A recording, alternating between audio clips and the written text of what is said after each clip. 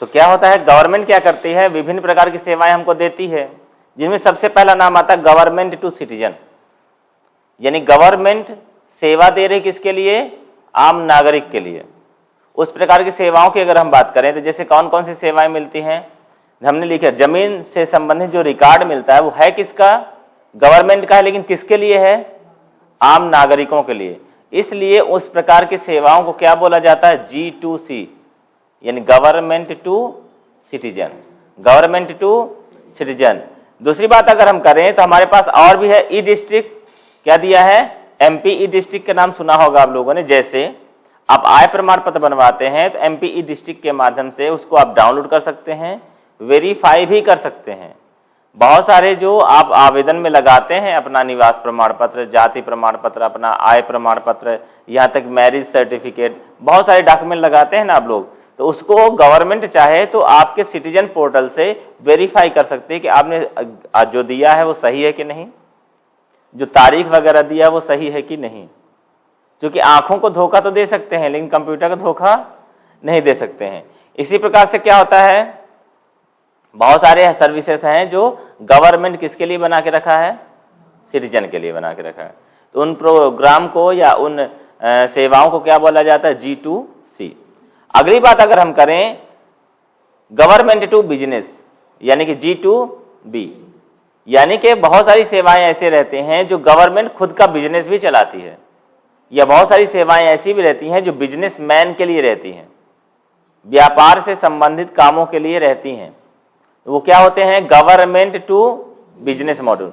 जैसे अगर हम देखें बहुत सारे खादी ग्रामोद्योग विभाग रहता है, बहुत सारे ऐसे भी हैं, जैसे जो जेल होती है ना, वहां पर जो लोग कैदी लोग रहते हैं उनसे काम करवाया जाता है, और उस जो प्रोडक्ट निकलता है उसको बाहर सेल भी किया जाता है। यहाँ तक कि बहुत सारी साड़ियाँ भी बनाई जाती हैं। हम एक बार गए थे, खजुराहो गए थे, तो वहां पर क्या है कि बहुत खादी ग्रामोद्योग के बहुत सारे एम्पोरियम रहते हैं, वहां पे साड़ी वगैरह बोलते हैं केले के पत्ते से साड़ियां बनाई जाती हैं, बनती है। हालांकि हर चीज में नक्काशी लगती है, हर चीज में मेहनत लगती है, हर चीज के लिए मशीनें आती हैं, लेकिन फिर भी वो काम करवाते हैं। उससे क्या रहता है, वो खाली नहीं बैठते, नहीं खाली बैठेंगे तो क्या करेंगे, खाली दिमाग शैतान का घर, तो वो नुकसान करने लगेंगे। एक तो वैसे भी समाज का नुकसान करके आए हैं और वहां जेल में भी नुकसान करने लगेंगे। इससे बेहतर क्या होता है, उनको काम दे दिया जाता है। तो पहला बेनिफिट ये होता है कि हर व्यक्ति गुनाह किया है लेकिन वो किसी न किसी चीज से जुड़ा हुआ होता है, वो काम करता रहा होगा या काम सीख सकता है।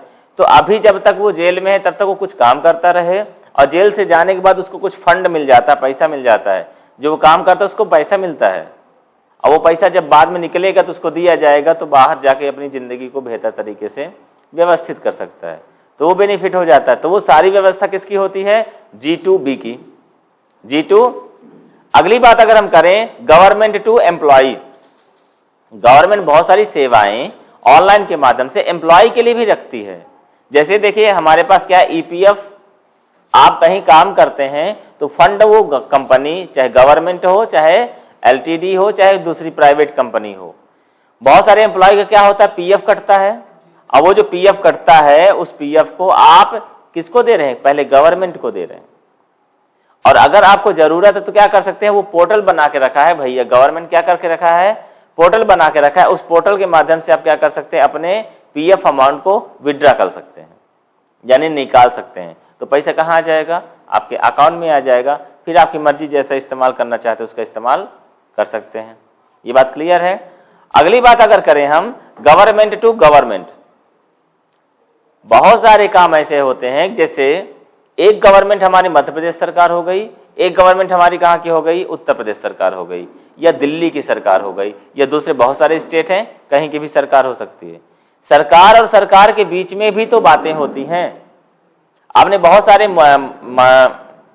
मुद्दों में देखा होगा कि कुछ योजनाएं मध्य प्रदेश में चलती तो दूसरे प्रदेश में नहीं चलती, कुछ योजनाएं दूसरे प्रदेश में चलती तो मध्य प्रदेश में नहीं चलती हैं।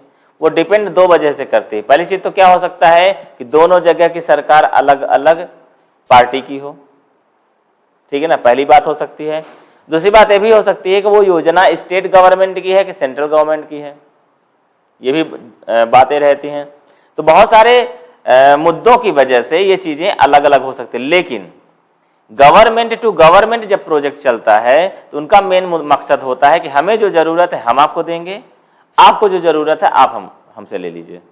जैसे ये बात आपको जानकारी होगी कि अपने मध्य प्रदेश में जो सोलर पावर प्लांट के माध्यम से बिजली उत्पन्न होती है वो दूसरे प्रदेशों को भी भेजा जाता है, दूसरे प्रदेशों में बेचा जाता है। ये सब काम थोड़ा बहुत तो सुना ही होगा आप लोगों ने।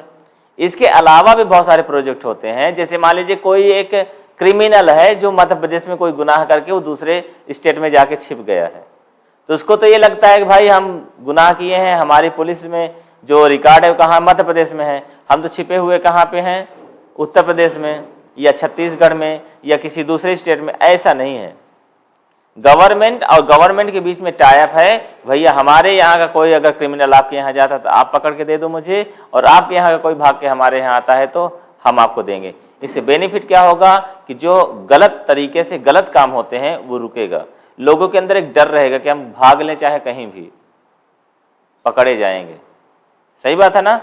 तो ये सारे काम होते हैं। अगली बात देखिए, ये जैसे इंटर स्टेट प्रोजेक्ट, जैसे बिजली प्रोजेक्ट मैंने बताया आपको, ये सारे काम क्या है, ई गवर्नेंस के माध्यम से, इंटरनेट के माध्यम से सारी सर्विसेज अलग अलग मॉड्यूल में इस्तेमाल की जा रही है। आप हमेशा ध्यान रखें कि इसको जो बांटा गया वो बांटा किसके हिसाब से गया है, कौन सी सर्विस किसके लिए बनाई गई है, कौन सी सर्विस कौन इस्तेमाल कर रहा है। तो आप आंख बंद करके भी ये बात दिमाग में रख लीजिए कि वे सेवाएं जो सरकार किसके लिए बनाती है, सिटीजन के लिए बनाती है, आम नागरिक के लिए, तो क्या हो G2C, G2C। वे सेवाएं जो व्यापारियों के लिए बनाती है वो G2B, बिजनेस मॉड्यूल हो गया G2B। वे सेवाएं जो किसके लिए बनाते हैं, एम्प्लॉय के लिए बनाती है, जो कर्मचारी हैं, तो वो क्या हो जाएगा G2E। फिर वे सेवाएं जो गवर्नमेंट के लिए ही बनाती है वो क्या हो जाएंगे G2G।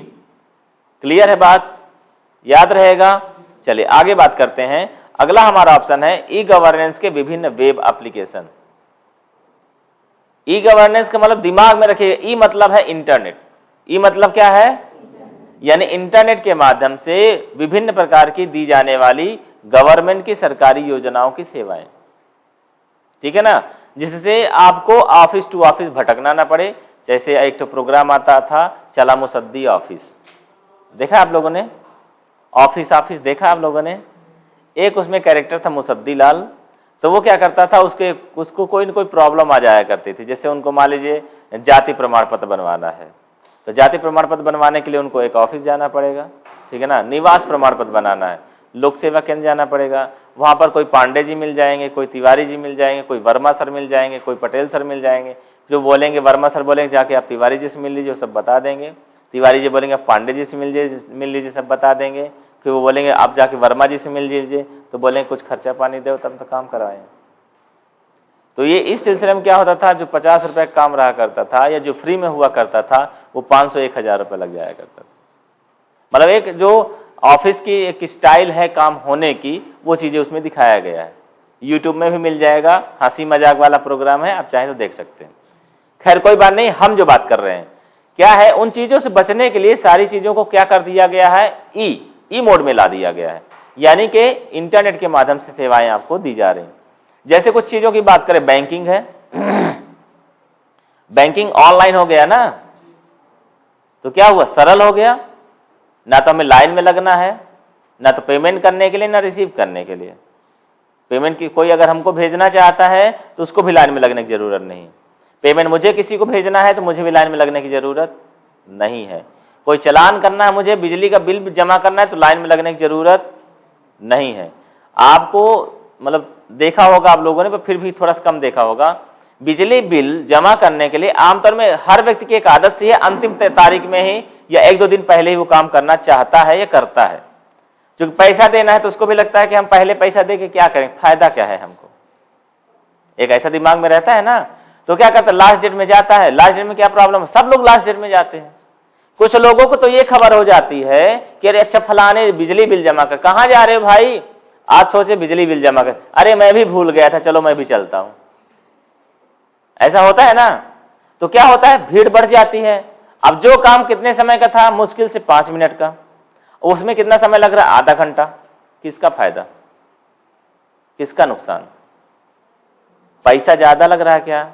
उतना ही लग रहा है। पैसा कम लग रहा है क्या? उतना ही लग रहा है। समय ज्यादा बस लग रहा है।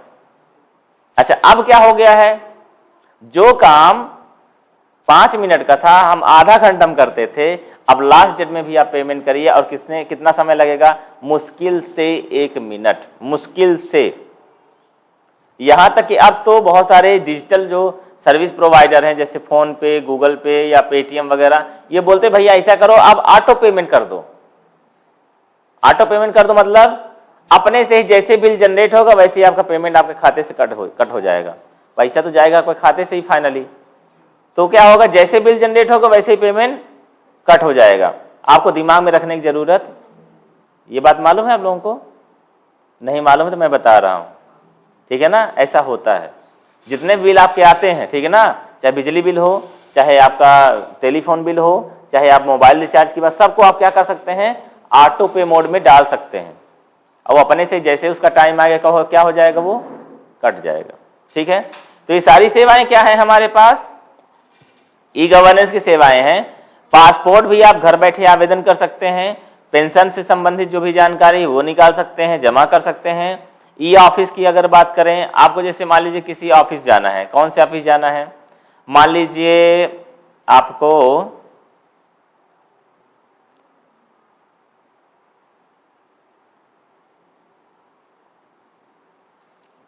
आपके बब्बा जी को पेंशन मिलती है, ठीक है, कहां से, कोल माइंस से। आपके बब्बा जी कहां काम करते थे, कोल माइंस में काम करते थे, कहां, सिगरौली में।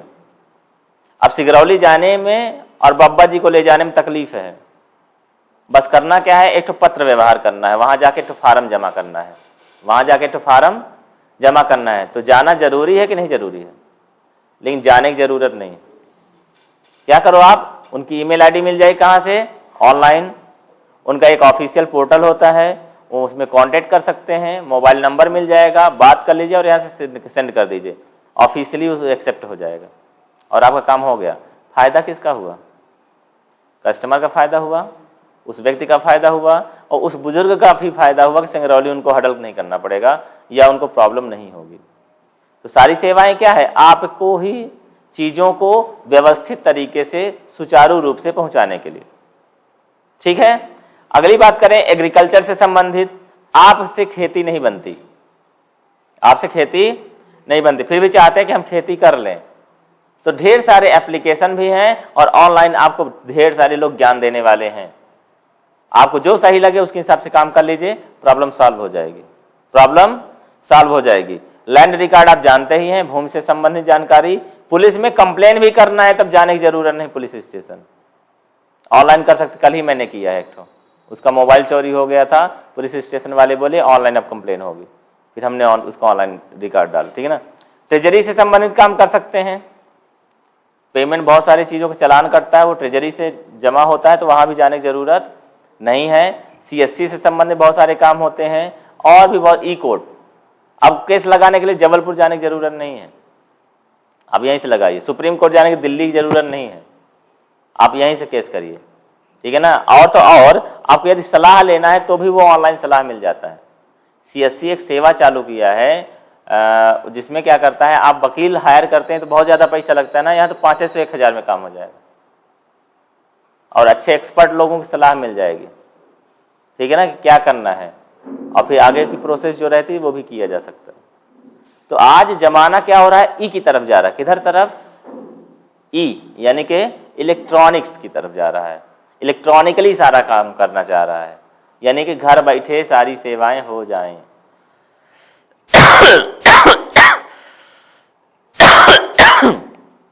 जैसे हमने बहुत सारी बातें किया, उसमें ही कुछ वेबसाइट्स हैं, ई गवर्नेंस की बहुत सारी वेबसाइट्स हैं। जैसे पहले नाम बात करें, एमपी समाधान पोर्टल, एमपी समाधान पोर्टल। समाधान पोर्टल में देखो हर जगह, कोई ये जरूरी नहीं कि सिर्फ आपको समस्या है, सरकारी कर्मचारी से 90% लोग परेशान हैं, खासतौर से लोकल बॉडी में, सरपंच हो गया, सचिव हो गया, ठीक है ना, कोई अधिकारी हो गया, तो काम ही नहीं होता, तहसीलदार हो गया, दूसरे की जमीन दूसरे के नाम से। आज सबसे ज्यादा प्रॉब्लम जमीन को लेके है कि नहीं है प्रॉब्लम, अब सुनवाई भी नहीं है। वहां तो हर किसी के कॉमन प्रॉब्लम है कि भैया जो पैसा दे देता है उसका काम हो जाता है, जो पैसा नहीं देता उसका काम ही नहीं होता। एक चैलेंज है, बना रहता है समस्या। तो यहां पर क्या करना, ईएमपी एमपी समाधान में जाइए, अपना डिपार्टमेंट सेलेक्ट करिए और जो समस्या है एकदम लिख दीजिए। वो प्रॉब्लम चली गई कहां, हेड ऑफिस, किसके पास, समाधान पोर्टल में। अब उसमें घड़ी घूमने लगी। अच्छी बात यह है, मैं मध्य प्रदेश की इस मामले में तारीफ करता हूं कि ई से संबंधित यानी कि इंटरनेट का उसने भरपूर इस्तेमाल किया। और आज से नहीं, सीएम हेल्पलाइन आज से लगभग 10 साल पहले से चालू है। ये बात और है कि शुरुआती दौर में लोगों को भरोसा नहीं होता कि फोन से हमारी समस्या थोड़ी ना दूर हो जाएगी, लेकिन जब कोई साथ नहीं देता है तो फिर वही 181 साथ देता है। हाँ, ये भी मैं कह सकता हूं, जरूरी नहीं कि आपका काम कल है तो कल ही हो जाए, उसमें समय लगता है, क्योंकि आप इकलौते नहीं हैं मध्य प्रदेश में और इकलौती समस्या आपकी नहीं मध्य प्रदेश में। लेकिन हाँ, जैसे ही आपकी कॉल लॉग होगी यानी कि वहां पर आपका रजिस्टर्ड हो गया तो उसकी उल्टी गिनती शुरू हो जाती है। और उसका असर ये होता है कि पहले आप पटवारी को ढूंढा करते थे, फिर पटवारी आपको ढूंढने लगता है। पहले आप पुलिस डिपार्टमेंट को ढूंढा करते थे, फिर पुलिस डिपार्टमेंट आपको ढूंढने लगता है। पहले आप मास्टर साहब को ढूंढा करते थे, फिर मास्टर साहब आपको ढूंढने लगते हैं। स्कॉलरशिप के बहुत सारी केसेस हैं। सही बात है ना। तो फायदा हुआ कि नहीं हुआ। अब गवर्नमेंट को क्या फायदा हुआ, उसको ये हुआ कि वो जो चाहता है, वो जो चाहता है वो ऑन द वे है, यानी सबकी समस्या दूर हो, यही चाहिए है ना, वही चीजें हैं। अगली बात आती है एमपी ऑनलाइन पोर्टल। ये भी गवर्नमेंट का ही पोर्टल है। जितने भी फॉर्म भरने से संबंधित है, जितने भी डिपार्टमेंट है, गवर्नमेंट को फायदा क्या होता है, टैक्स से फायदा होता है। आपको मालूम, जितनी भी किराने की दुकानें होती है सबका लाइसेंस बनता है। अब लाइसेंस बनवाने के लिए यदि हमको ऑफिस जाना पड़े तो भीड़ बढ़ जाएगी, ऊपर से वहां भी पांडे जी, तिवारी जी, वर्मा जी, पटेल जी बैठे हुए हैं, बैठे हैं ना, समझ रहे बात ना, गुप्ता जी भी बैठे होंगे कहीं ना कहीं। मतलब कहने का तो प्रॉब्लम क्या आती है, उनको ऊपर से भी दे और टेबल के नीचे से भी दो, तो ये सब खत्म कहानी। क्या करना है आपको, ऑनलाइन आवेदन करिए, अपने से ही वो लाइसेंस जनरेट हो जाएगा। फायदा हुआ आपका, हुआ कि नहीं हुआ। मान लीजिए आपको बिजली बिल जमा करना हो, एक ऑफिस हो तो फायदा है कि अगर देवतला में 50 ऑफिस हो तो फायदा है। कभी भी जाओ, कहीं भी जाओ, 50 ऑफिस है देवतला में कि नहीं है, हर किसी के मोबाइल में है और हर एमपी ऑनलाइन में जाके आप बिल जमा कर सकते हैं। सरल हो गया ना काम। बहुत सारी चीजें हैं, यही चीजें यहां मिलती है। आधार का पोर्टल। अच्छा एक बात बताओ, मान लीजिए, अब थोड़ा सा बुरा लगता है बोलने में, बस यहाँ क्या है कि एक पटवारी साहब की बहन जी यहाँ बैठी हैं, तो बार बार मेरा नाम आ जाता है तो बुरा नहीं मानिएगा, ठीक है ना, पर्सनली ना लीजिएगा, ठीक है ना। मेरा कोई किसी से शिकायत नहीं है, आपके भाई साहब हमारे मित्र भी हैं। एक बात रहती, कुछ तो एक बात कहना पड़ेगा ना, जिससे आपको बात आप तक पहुंचे। आधार कार्ड मान लीजिए आपने बनवाया, अब फिर देने वाला कौन हो, या तो सरपंच देता हो या सचिव सहायक देता हो, तो आसानी से मिल जाएगा कि तकलीफ हो जाएगी। क्यों, क्योंकि पहली चीज तो लेने जाना पड़ेगा उनके पास, और फिर उनको एक इसको तो छोटो, हर व्यक्ति का जो आधार कार्ड बनता है पोस्ट ऑफिस में आता है, और वो भी पोस्ट ऑफिस से नहीं मिल पाता है, जबकि आता है ना। और उनकी ड्यूटी क्या है, बांटना। वो बोलते एक लौता मैं बेचारा, दुनिया का आधार कार्ड मेरे पास आता, मैं किसको किसको बांटूं। आप आ जाइएगा, देख लीजिएगा, जो आपका होगा ले लीजिएगा, अगर बात हो गई तो। अन्यथा क्या, अब आओ भाई, नहीं भाई आई तो फिर बताओ। और आप तब तक क्या कर लेते हैं, तब तक दूसरा आधार निकाल के अपना काम कर लेते हैं। और जब काम रुकता नहीं है तो फिर आदमी को याद आता नहीं है। ऐसा ही है, सही ना।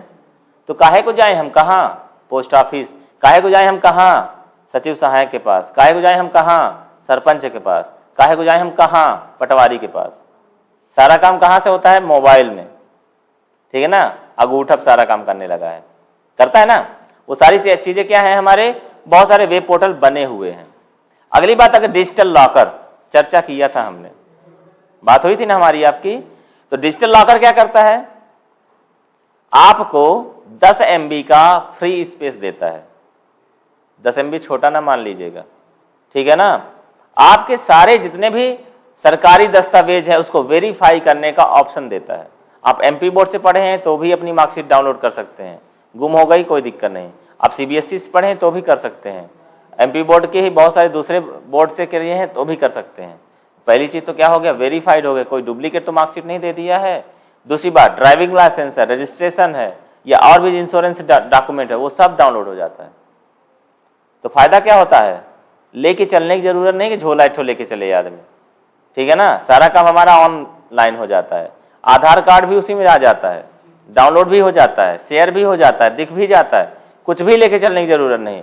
मोबाइल गुम हो जाए तो भी डरने की जरूरत नहीं, दोबारा वो आ जाएगा, ठीक है ना, रिकवर भी हो जाता है, कोई टेंशन नहीं।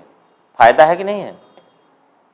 डिजिटल लाइब्रेरी, लोगों को शिकायत है कि किताबें महंगी हो गई हैं, लोगों को शिकायत है कि अच्छी वाली किताब मिलती ही नहीं है।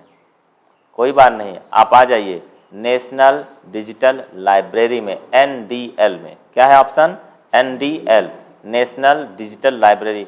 किसी से भी संबंधित कुछ भी पढ़ाई करना है, जिस भी भाषा में पढ़ना है, वो मौजूद है। वो क्या है, फायदा हुआ कि नहीं हुआ। तो आज हमारे पास क्या है, बहुत सारी सेवाएं हैं जिसका हम इस्तेमाल आसानी से कर सकते हैं। हाँ जी,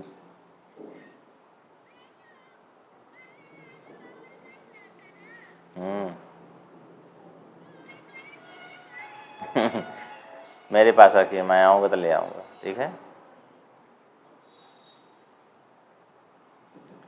तो क्या बात करते, अगले स्टेप में आ जाएं। खूब सेवाएं मिली आपको, खूब काम किया आप लोगों ने, लेकिन प्रॉब्लम भी है, ठीक है ना, जिसको बोला जाता है सावधानी हटी दुर्घटना घटी, बोला जाता है ना। यानी यदि आप एकदम भरोसे में चले जा रहे हैं, ठीक है ना, आपने बोला ये लो ATM, जाके पैसा निकाल दीजिएगा, बोल देते हैं ना, यहां पर हमने सावधानी को क्या दरकिनार कर दिया। बैंक आपको बोलता है कि आप अपना personal ID password, ATM card दूसरे किसी को न दीजिए, यहां तक कि अपने बेटे को भी मत दीजिए, अपनी बहन को भी मत दीजिए, अपनी पत्नी को भी मत दीजिए, ठीक है ना। क्यों, अपने पति को भी मत दीजिए, क्योंकि पैसा है ना। अब देखो, एक बातें आती हैं, मामा जी पैसा किसको दे रहे हैं, मम्मी को, यानी कि अपनी बहनों को, लेकिन पैसा निकालने कौन आ रहे हैं, जीजा जी।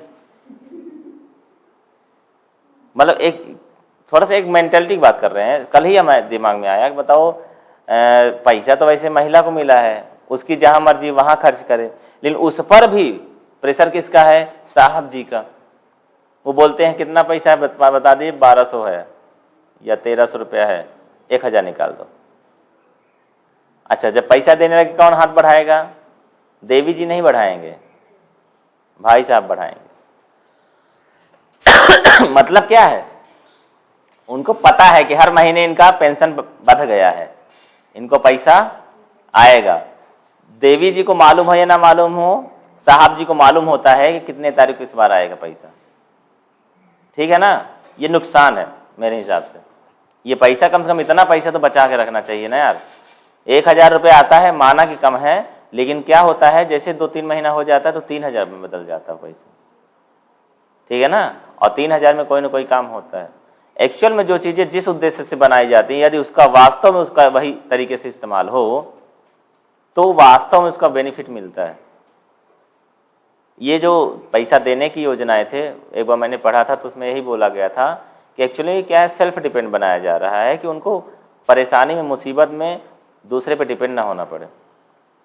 कई बार बड़ा तकलीफ होता है, अंदर से आदमी आंसू नहीं निकाल सकता है, क्योंकि कहीं ना कहीं हम दूसरी सीट में बैठे हैं, सामने वाला दूसरी सीट में बैठा है। ऐसे भी औरतें आती हैं जो फ़ोन लगाती हैं अपने साहब को, साहब बाहर कमाने गए हैं, बोलते पैसे डाल दीजिए 500 रुपया, 1000 रुपया। वो बोलता ठीक है डाल रहे हैं। कुछ लोग डाल भी देते हैं, ऐसा नहीं बोल रहे, लेकिन कुछ ऐसी भी समस्याएं, आधे घंटे बैठी रह जाती महिलाएं, पैसा नहीं आता, बोलते मैं बोला हूँ, नेटवर्क खराब है, ये है दुनियादारी। मतलब उस चीज़ों को महसूस किया जा सकता है, मतलब शब्दों में बयां नहीं किया जा सकता। हमने ऐसा भी देखा है, क्योंकि हर दिन अलग लेवल से लोगों से मुलाकात होती है। पहले महिलाएं बैलेंस चेक करवाती हैं, महिलाओं की ही ये कहानी है, बैलेंस चेक करवाती हैं, अकाउंट में पता चला मान लीजिए 700 रुपया है, तो बोलेंगे 300 रुपये निकाल दीजिए, बच्चे की दवाई करवानी है, ठीक है ना। इन चीज़ों को मैंने पहले बोला कि इसको सिर्फ महसूस किया जा सकता है कि क्या प्रॉब्लम रहती होगी उनके पास, ठीक है ना। जबकि साहब जी कहाँ बाहर कमाने गए तो कम से कम 5,000 10,000 तो रहना चाहिए ना खाते में, ठीक है ना। और उनको इंतजार किस बात का होता है कि चलो कोई बात नहीं, एक भाई साहब तो आए हैं जिन्होंने कुछ पैसा अब भेजने लगे हैं। तो चीज़ों का यदि सही उपयोग हो तो वास्तव में उसका एक अलग इम्पैक्ट पड़ता है जीवन में। दूसरी बात, उसका एक उद्देश्य और बताया गया था कि महिलाएं क्या करें कि कुछ स्वरोजगार के लिए कुछ चालू कर सकती हैं। 1-1 हज़ार करके चलो ठीक है, कोई बात नहीं, 2-4 महीने में अगर इकट्ठा कर लेती हैं, बचा लेती हैं, तो एक सिलाई की मशीन ले लेंगे तो उससे एक अपना रोजगार चालू कर लेंगे, किया जा सकता है, ठीक है ना। तो पर डे कम से कम 50-100 रुपये तो उनको मिलने लगेगा ना। वो चीज़ें हैं, वो महसूस करने की ज़रूरत है। ईश्वर की बड़ी अनुकंपा है जो इस तकलीफ को भी मैंने देखा है और आज दूसरे पक्ष को भी मैं आपके सामने रख रहा हूँ, जो मैं महसूस करता हूँ। आस पड़ोस में जितने भी लोग रहते हैं आपके, तो उनसे भले आपके चाहे पटे चाहे न पटे, हमें नहीं बोल रहे हैं कि उनसे अच्छे संबंध हो, लेकिन वो जो पल होता है उनकी परेशानियों का, उसको जरूर से देखते चलो। वो आपको टूटने नहीं देंगी, आपको बताएंगी कि नहीं, ईश्वर ने हमको बेहतर चीज़ें दिया है, कम से कम वो तकलीफ तो नहीं है जो हमारे पड़ोसी को है। और इस बात के लिए ये भी दिमाग में रखना है कि वो समय भी आ सकता है, वो समय भी आ सकता है। गरीबी को महसूस करने के लिए गरीब होना नहीं पड़ता, वो वाला सॉफ्ट दिल होना चाहिए कि जो आप सामने वाले को भी तकलीफ को आप समझ सकें। ये चीज़ें समय के साथ आती हैं, यूँ कह सकते हैं, या जब भगवान चाहता है तब आपके दिमाग में आती हैं। ज़्यादा नहीं बात करेंगे, आगे बढ़ते हैं, ठीक है ना। तो हम बात क्या कर रहे थे, साइबर क्राइम की बात कर रहे थे। किसकी बात कर रहे थे, साइबर क्राइम की। साइबर शब्द जो इस्तेमाल किया जाता है वो इस्तेमाल किया जाता है कंप्यूटर और इंटरनेट के लिए। कंप्यूटर और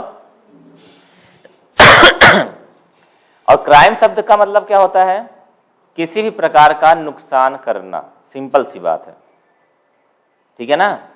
यानी कि आपको अधिकार नहीं है और फिर भी वो काम आप किए जा रहे हो, आपको वो अधिकार नहीं दिया गया है फिर भी आप वो काम कर रहे हो, यानी वो क्या कहलाएगा, क्राइम कहलाएगा। कंप्यूटर, हमारा मोबाइल यहाँ पे रखा हुआ है, हमारा मोबाइल यहाँ पे रखा हुआ है, आपको कोई अधिकार है कि आप इसको छुओ, नहीं है। यानी आपने अगर ऐसा किया तो आपने गलत किया। फिर उसके बाद दूसरा भी पक्ष आता है, मैंने छोड़ के चला गया था, आपने टच किया, कोई गलती नहीं किया, लेकिन यदि उसको आपने अपने जेब में डाल लिया तब गलत किया।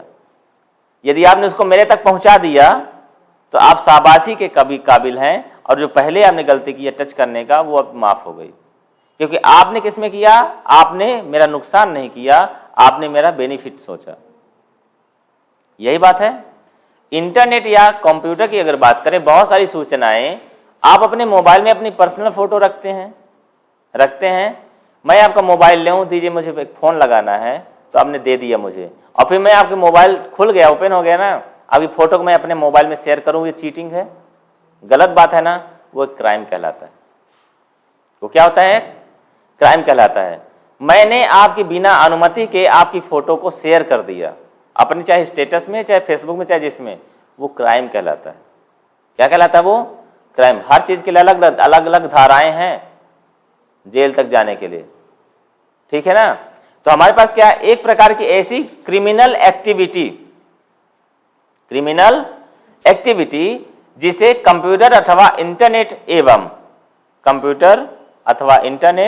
एवं अन्य कंप्यूटेशन डिवाइस, जरूरी नहीं कि कंप्यूटर है में वो बैठ के ही काम करो, बहुत सारे, मोबाइल भी कंप्यूटर ही है, मोबाइल भी कंप्यूटेशन ही डिवाइस कहलाती है, ठीक है ना, का उपयोग करके किसी दूसरे का अथवा संस्था का सूचना अथवा पैसे का नुकसान करना।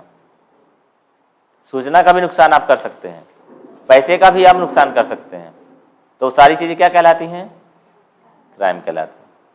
अगली देखिए, कितने प्रकार की होती है, कितने प्रकार की क्राइम हमारे साइबर क्राइम होते हैं।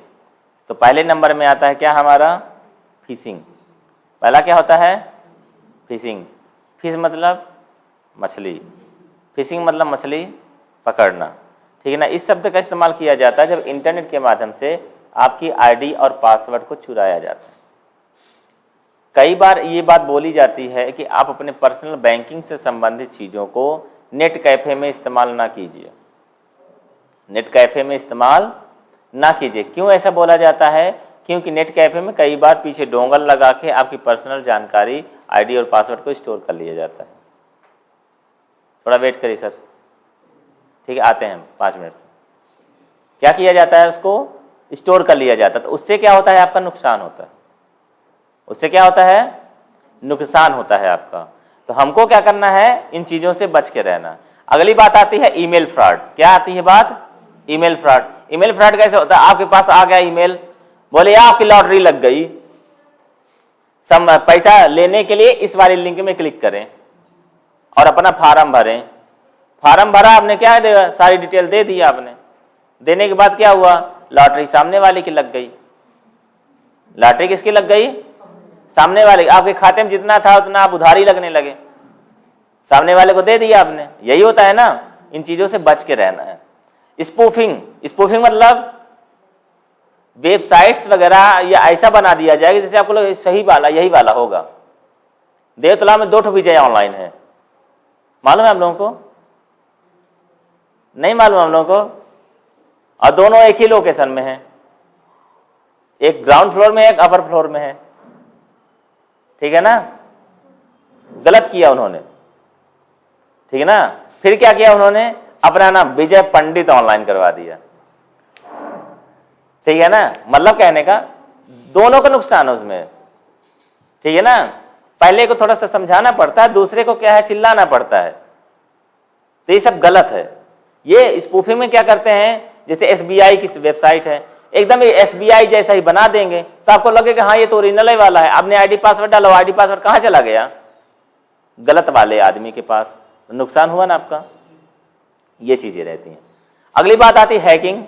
हैकिंग का कॉन्सेप्ट ही है कि ये क्या करते हैं, बिना अथॉराइज्ड के, आपने अनुमति नहीं दिया है, फिर भी क्या हुआ, वो आपकी जानकारी ले लिए, चाहे वो आईडी पासवर्ड हो, चाहे अंदर की जानकारी हो, चाहे पैसा हो। ये क्या कहला जाता है? हैकिंग कहला जाता है, ठीक है ना? अगली बात आती है एथिकल हैकिंग। क्या होता है? कई बार आप लोगों ने न्यूज़पेपर के माध्यम से या आपस में चर्चा करते समय ये बात सुना होगा, फलाने प्रसाद जी थे तो हैकिंग हैक कर लिए थे सिस्टम, हैक करने के बाद उनको जेल हो गया और जब जेल से निकले तो उनको सरकारी नौकरी मिल गई। सुने हो कि नहीं? पहले बताओ, सुने हैं? पॉसिबल है ऐसा? पॉसिबल है? पहले दिमाग से पूछो, है ऐसा कि नहीं है? है। पहला काम उन्होंने क्या किया? हैकिंग किया। तो उनको क्या हुआ? सजा हुआ, जेल हुआ। जेल की सजा उसने काटा, 3 साल 5 साल 7 साल जो भी था, ठीक है ना? उसके बाद उसके उस हैकिंग स्टाइल को, उसके हैकिंग दिमाग को इस्तेमाल करके सरकारी नौकरी मिल गई। उसने क्या किया?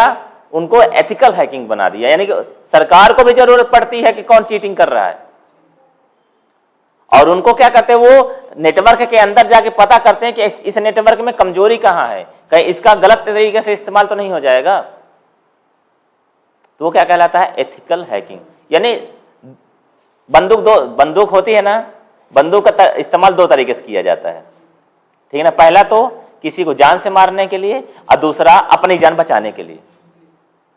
तो जो जान से मारने के लिए इस्तेमाल किया जाता है वो क्या है? हैकिंग है, यानी नुकसान कर रहे हो आप। और जो अपनी जान बचाने के लिए करते हैं तो वो एथिकल कहलाता है। क्या कहलाता है? एथिकल। यानी हम अपनी जान बचाने के लिए सामने वाले को मरवाई न करेंगे, बंदूक का इस्तेमाल करवाई न करेंगे, वो चीजें क्या है? समझ में आई बात? ठीक है। अगली बात आती लॉजिक बम। क्या आता है? बम का काम क्या होता है? फूटना। वे तो मजाक में आया, तो बम कैसे फूटा? देखा आप लोगों ने ना? वो हमारे पास पहले चल के आया, पूछा मैं फूट लूं, तो मैंने बोला फुट लो। खैर कोई बात नहीं। बम का मतलब होता है विस्फोट करना। क्या होता है? फाइनली नुकसान करना। फाइनली नुकसान, यानी यहां लॉजिक का इस्तेमाल क्यों किया गया? लॉजिक मतलब क्या होता है? जैसे आप कंप्यूटर में कुछ भी काम करते हैं, का कबूतर लिखोगे ना तो वो कुछ ना कुछ मेमोरी लेगा ना, मेमोरी लेगा कि नहीं लेगा? तो ये क्या करते हैं कि ऐसा लॉजिक बना देते हैं कि यो अगर प्रोग्राम रन हुआ तो लॉजिकली क्या करेगा, वो अपनी मेमोरी को कैप्चर करने लगेगा। मैं मेमोरी के कॉन्सेप्ट में बात कर रहा हूं, वो कुछ और भी कर सकता है। तो क्या करेगा, वो मेमोरी को इंगेज करने लगेगा। क्या करने लगेगा? इंगेज करने लगे। मेमोरी कितनी भी हो, आपके पास पैसा कितना भी हो, चलो मेमोरी मतलब पैसा मान लो, ठीक है ना, क्योंकि मेमोरी बहुत ज्यादा होती है, बिट में गिनोगे तो करोड़ों अरबों खरबों ऐसा हो जाएगा ना। आपके पास मान लीजिए, चलो छोटा सा रकम बताता हूं जो हजम हो जाए, 1 करोड़ रुपए है। कितना है? 1 करोड़ रुपए है। आपको उसको 1-1 रुपए बांटना है सबको। जितने लोग मिलते जाएंगे, जिस रास्ते चलोगे सबको 1 रुपए दोगे, तभी आगे बढ़ सकते हो, ठीक है ना। तो खत्म हो जाएगा कि नहीं? हो जाएगा कि नहीं? तो अगर 10 करोड़ होगा तब भी खत्म हो जाएगा। पहले लगेगा अरे कोई बात नहीं यार, अभी तो 99 लाख रुपए हैं, फिर पता चलेगा 98 लाख रुपए हैं, फिर पता चला अरे अब तो 1 लाख बचा है। ऐसा होगा ना, तो खत्म तो सब हो जाएगा। तो लॉजिक बम क्या करता है? मेमोरी को एंगेज करने लगता, धीरे धीरे धीरे वो तो चल रहा अपने, जब तक काम आपका रुक नहीं रहा तब तक आपको पता ही नहीं चलेगा।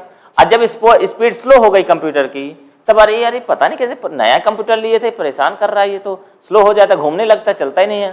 फिर कुछ समय बाद पता चला वो तो डब्बा हो गया। तो वो लॉजिक बम क्या करते हैं? दूसरे को नुकसान पहुंचाते हैं, एक तरह से सॉफ्टवेयर का काम करते हैं, ठीक है ना। तो ये सब क्या कहलाते हैं? हमारे साइबर क्राइम के अंतर्गत आते हैं। सभी के लिए धाराएं हैं, सभी को जेल होगी जो ऐसा काम करेगा, ठीक है। और आज के लिए इतना ही पढ़ाया जाएगा, बाकी बातें ब्रेक के बाद होगी।